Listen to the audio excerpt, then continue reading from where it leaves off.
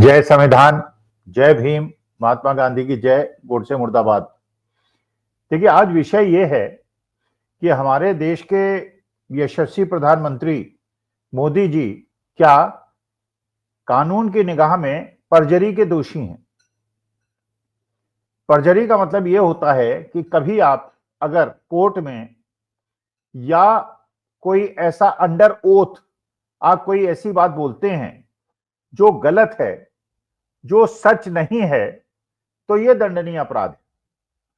मैं कानूनविद तो नहीं हूं, लेकिन मैंने गूगल सर्च किया और बहुत सारी वेबसाइट्स को देखा। तो अगर आप सरकारी विभाग में,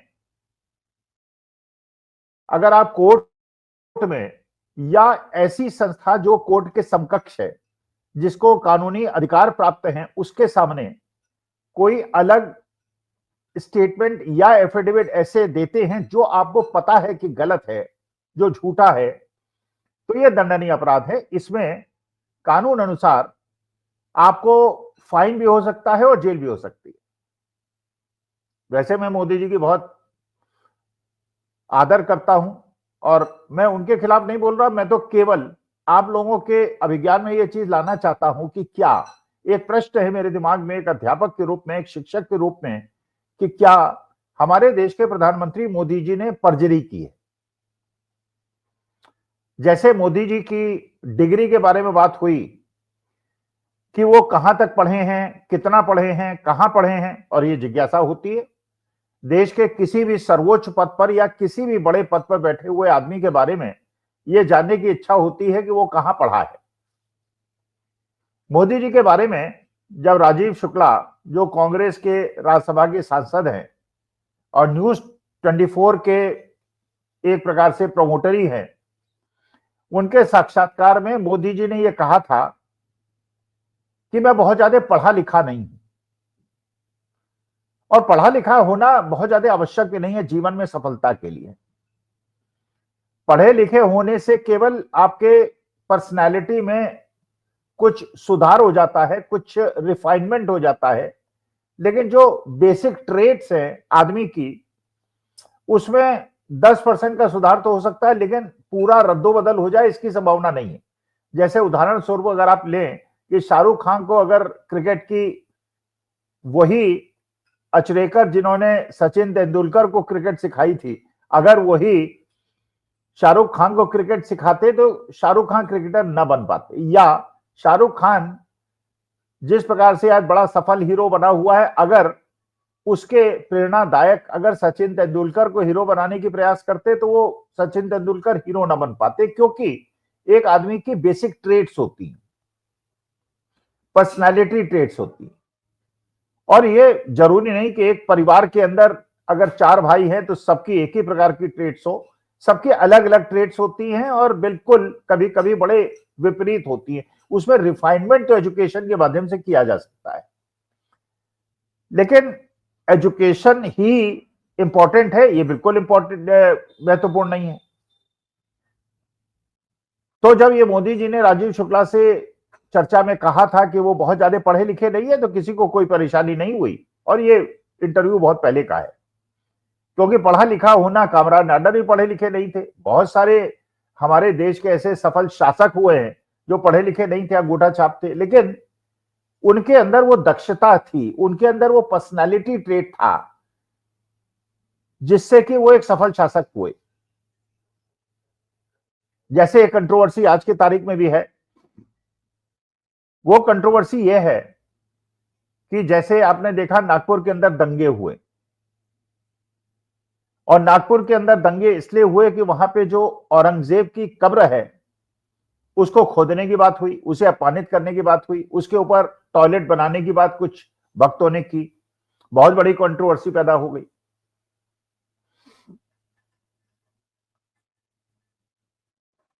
लेकिन यह भी एक प्रश्न उठा कि 300 साल पहले जिस व्यक्ति की मौत हुई थी, और वो कैसा भी था, पिछले 350 साल तो उस पर कोई प्रश्न नहीं उठा, उसके कब्र को खोदने की बात नहीं हुई, उस पर टॉयलेट बनाने की बात नहीं हुई, तो अचानक ये क्यों शुरू हो गया? क्या ये जो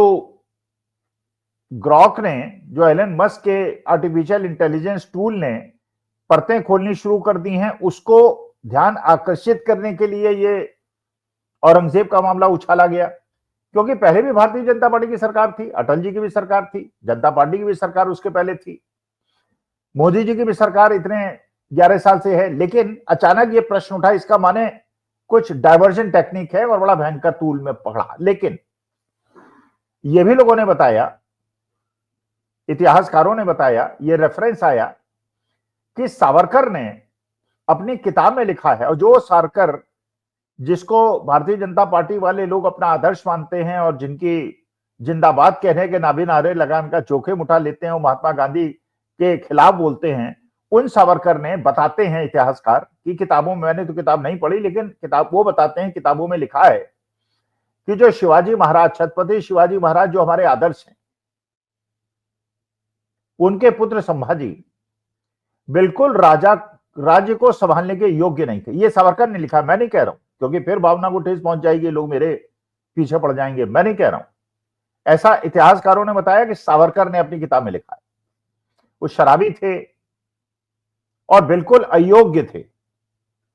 लेकिन तब भी चलिए, उनका अपमान करने का किसी को अधिकार नहीं था। शराब पीना एक अलग है, उसके लिए दंडनीय प्रावधान होते हैं, लेकिन संभाजी महाराज, शिवाजी महाराज अपने पिता की तरह नहीं थे। जैसे पहले भी मैंने कहा, जरूरी नहीं कि अगर पिता बहुत अच्छा हो तो पुत्र बहुत अच्छा हो, पुत्र बहुत अच्छा हो तो पिता बहुत अच्छा हो, ये अलग अलग ट्रेड्स का मामला है। लेकिन मोदी जी की डिग्री के बारे में जो ये हुआ कि वो पहले उन्होंने राजीव शुक्ला से कहा कि वो बहुत ज्यादा पढ़े लिखे नहीं है, फिर यह बात हुई कि वो पढ़े लिखे हैं। उन्होंने गुजरात यूनिवर्सिटी से ग्रेजुएशन किया है और दिल्ली यूनिवर्सिटी से पोस्ट ग्रेजुएशन किया है, ठीक है, बहुत अच्छी बात है। नहीं पढ़े लिखे हैं तो भी कोई समस्या नहीं, पढ़े लिखे हैं तो भी कोई समस्या नहीं। लेकिन जब लोगों को यह शक हुआ कि भाई गुजरात यूनिवर्सिटी ने भी कभी ये क्लेम नहीं किया, मोदी जी कभी गए भी नहीं उनके दीक्षांत समारोह में कि वो यहाँ के ग्रेजुएट हैं, उनको सम्मानित किया, लोगों ने कभी ऐसा बताया भी नहीं कि मोदी जी यहां पढ़े हैं, और दिल्ली यूनिवर्सिटी ने भी कभी क्लेम नहीं किया। ऐसा तो थोड़ा सा आश्चर्य तो हुआ कि ऐसा क्यों हुआ। उसके बाद अचानक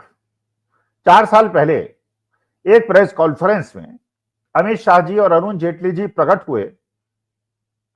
और उन्होंने मोदी जी की डिग्री और सर्टिफिकेट की फोटोकॉपी प्रेस कॉन्फ्रेंस में सर्कुलेट की। अब फोटोकॉपी सर्कुलेट की तो उसकी ओरिजिनल तो होगी, बिना ओरिजिनल की तो फोटोकॉपी बन नहीं सकती। दूसरा, प्रेस कॉन्फ्रेंस में दी। प्रेस कॉन्फ्रेंस में देने का मतलब यह है कि उसको सार्वजनिक कर दिया। प्रेस कॉन्फ्रेंस में देने का मतलब होता है कि now it is open in public domain. चुनाव आयोग के अंदर जो भी सूचना जो उम्मीदवार हैं वो देते हैं, वो एक प्रकार से, क्योंकि उस समय जो आप अपने घोषणा पत्र में या एफिडेविट में लिखते हैं वो एक प्रकार का डॉक्यूमेंट है, सरकारी डॉक्यूमेंट है, जिसका अगर आपने अंदर कोई फॉल्स सूचना उसमें दी है, गलत सूचना दी है, तो वो दंडनीय अपराध है। उसे भी एक प्रकार से कोर्ट में सबमिटेड एफिडेविट के समकक्ष माना जाता है कि चुनाव आयोग को सारे अधिकार है। और ये इसलिए किया गया है कि आप पढ़े लिखे हैं कि नहीं, आपने कौन से जुर्म किए हैं, आपने क्या किया है, ये अगर आप चुनाव आयोग को एफिडेविट में लिख के दे देते हैं और उसके बावजूद जनता आपको चुनती है, तो डेमोक्रेसी के अंदर, लोकतंत्र के अंदर उसको जनता को चुनने का अधिकार है। लेकिन अगर आप कोई फॉल्स इंफॉर्मेशन देते हैं और उसके आधार पर जनता आपको चुन के भेजती है, तो दंडनीय अपराध है। इसका मतलब यह जानना बहुत ज्यादा आवश्यक है कि जो मोदी जी की डिग्री है वो सही है या गलत, वो पढ़े लिखे नहीं है जैसा उन्होंने राजीव शुक्ला से कहा, या उन्होंने MA in entire political science किया है जो अमित शाह जी और अरुण जेटली जी ने प्रेस कॉन्फ्रेंस में कहा, या उसमें कोई घालमेल है। अब जब ये अरविंद केजरीवाल ने गुजरात यूनिवर्सिटी से उनकी पढ़ाई के बारे में मांगा तो उन पर दंड लगा दिया गया। जब एक आरटीआई एक्टिविस्ट ने सीआईसी को लिखा कि मोदी जी की डिग्री दिखाई जाए, कहिए आप दिल्ली यूनिवर्सिटी से, उन्होंने कहा टीआईसी ने आदेश कर दिया कि दिल्ली यूनिवर्सिटी दिखाए कि मोदी जी की डिग्री और सर्टिफिकेट दिखा दे, डिग्री दिखा दे। लेकिन दिल्ली यूनिवर्सिटी ने मना कर दिया, कोर्ट में केस चला गया, कोर्ट में ले गई दिल्ली यूनिवर्सिटी, उन्होंने कहा नहीं, मोदी जी की डिग्री नहीं दिखाएंगे। और वहां सॉलिसिटर जनरल खड़े हुए, उन्होंने कहा डिग्री दिखाना बहुत आवश्यक नहीं है, जिज्ञासा के लिए थोड़ी दिखाई जाती है। लेकिन असली बताइए, वो जिज्ञासा के लिए नहीं मांगी जा रही है, वो इस बात को जानने के लिए मानी जा रही है कि जो चुनाव आयोग में आपने एफिडेविट दिया था उसमें पर्जरी है या नहीं। अगर सच है बहुत अच्छी बात है, अगर सच नहीं है तो ये पर्जरी है। देखिए पर्जरी होती क्या है, पर्जरी का मतलब यह है कि अगर आप किसी गवर्नमेंट विभाग में या सरकार के किसी ऐसी जगह पे जहां उसका बहुत ज्यादा महत्व हो, या कोर्ट में ओथ के अंदर कोई ऐसी इंफॉर्मेशन देते हैं जो पाई जाती है कि गलत है, तो आपको 3 से 7 साल की सजा भी हो सकती है और फाइन भी हो सकता है। और क्योंकि ये हमारे देश के सर्वोच्च पद पे बैठे हुए एक सम्मानित व्यक्ति का मामला है और पूरा विश्व इस बारे में जानता है, जैसे ग्रॉक ने भी कहा कि डिग्री के बारे में ये संशय है और डिग्री नहीं दिखाई गई, कोर्ट में मसला है, इसका माने पूरा वर्ल्ड, एवरीबॉडी नोज। तो देश की प्रतिष्ठा का भी प्रश्न है और लीगल लैंग्वेज में यह पर्जरी का भी प्रश्न है। तो ये जानना बहुत ज्यादा आवश्यक है सबके लिए कि क्या मोदी जी ने जो अपनी डिग्री के बारे में अमित शाह और अरुण जेटली के माध्यम से डिग्री और सर्टिफिकेट दिखाया था वो सच था या गलत।